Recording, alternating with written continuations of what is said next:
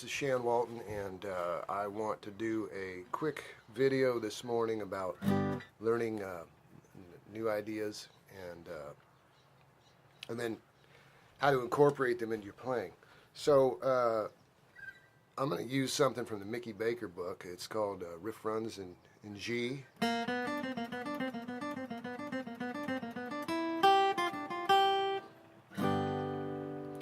So I showed that to a student, and they got it, they played it, and then they said, well, now what? And that's a good question. What do you do with a lick or a riff? You know, once you can play it, you get it into your fingers. Do you just leave it there and wait for a song in G to come along to use it? So what I've started doing is learning. If I learned something, by ear or out of a book, wherever, I learn it in all 12 keys, no matter where it started. I just go back and run it through all 12 keys, which means using the circle of fifths. I used to do it just by taking and moving something up. If I learned something here in G, I'd just move it up a half step, right? Then a half step, then as far as I could go up the neck or down, and I just found that became more of a finger exercise, and I wasn't really doing much thinking there. So the circle of fifths, I started using that, and I don't learn just by memorizing something. I'd actually do it, especially in music. So the circle of fifths starts in C, key of C. It's all the white keys on the piano, and this riff sort of occupies this top space of that chord. So just move it down here to a C chord.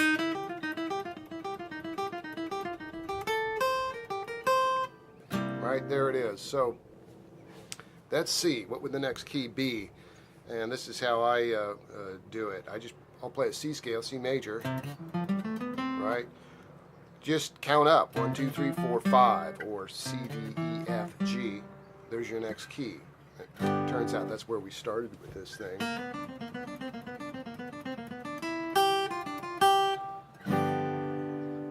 So from there, play the major scale again. We'll play it in G.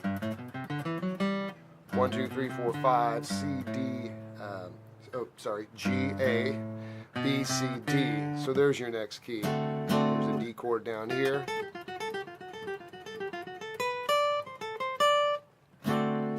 And you just continue on. 1, 2, 3, 4, 5, D, E, F sharp, G, A. There's your next key from A, E, from E, B, from B, F sharp, C sharp.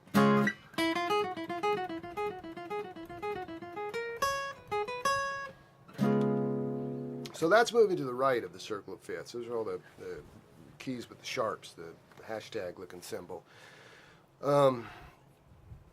But if you move to the left, those are the flat keys, the lowercase b. And what's interesting there is it actually, in that direction, it moves up in fourths. A fifth inverts to a fourth, fourth to a fifth. So going back to C again, just go up to the fourth note on a major scale. That's C, D, E, F. So there's an F chord.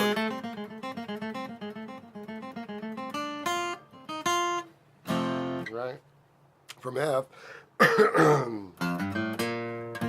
there's B flat.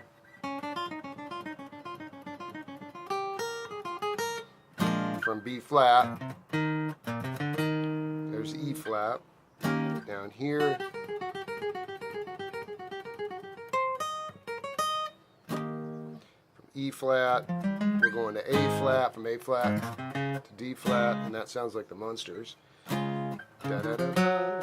Okay, G flat, B flat, and you're done. You've played the thing in all 12 keys. You should be able to play it well. You're getting your fingers moving, and you're thinking while you're doing this, and playing it all over the neck of the guitar. So that should prepare you to actually take this idea and then start putting it into your playing, using it in songs or using it in solo sections. But And I do that with everything, a riff, a melody, chord progression, songs, and I do it everywhere. And it winds up being a pretty good practice session too. If you do that with a little riff like this, play it in all 12 keys, you know, it's about 30 minutes maybe, depending on the length of the piece. But I don't stop there. I take it a little bit further because we've got 6 strings. All right, so here's what I do once I've run the idea through all 12 keys through the circle of fifths. I then go back and work it out in different areas of the neck. So I started here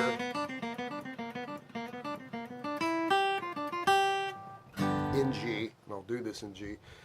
So what I do is I learn the notes of the riff, of the idea, and I always compare everything back to the major scale. Unless I was in a minor key, it was a minor idea, we'll just go with the major scale, which is in G, G, A, B, C, D, E, F sharp, G. Scales agrees 1, 2, 3, 4, 5, 6, 7, 8.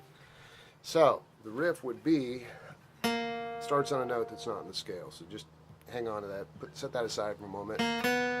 Next note's B natural or 3, D, that's 5, C is 4. That first note is between 2 and 3, so it's a flat 3. So the first part is this, up to E natural or 6.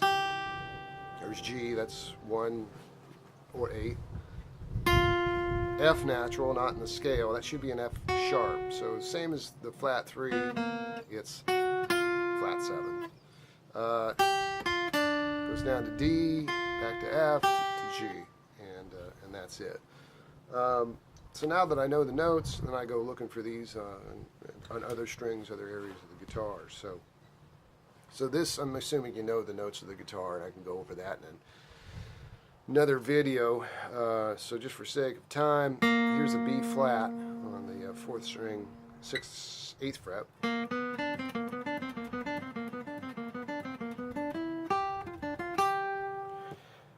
Moving down to the 5th string.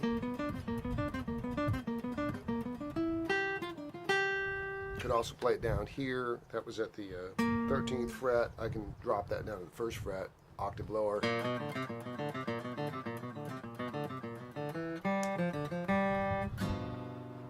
6th string, got a B flat right there, 6th fret.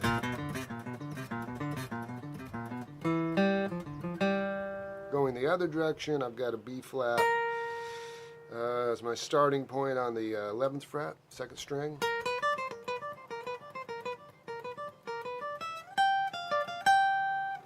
And then finally there is a B flat on the 1st string.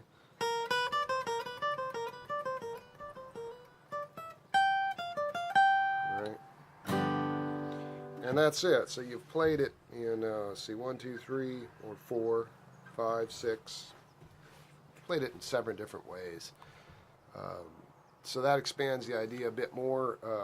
Then at that point, I'd go back, and for each one of these positions, I would also run those through the circle of fifths. And then you know the thing pretty well. All keys, multiple positions, all over the neck. And that'll prepare you for when you want to use that riff or that lick, that idea in any song, in any key, pretty much. And it's a thoughtful practice session to where you're not just sitting there kind of riffing away. You're actually working something out. I do that with everything: songs, riffs, licks, melody, and that's really helped me to learn the guitar. So I hope that helps you, and I think that's it for now. If you want this riff, I could send it to you. Send me a message. I'll write it out, and that's it. All right. Thanks a lot.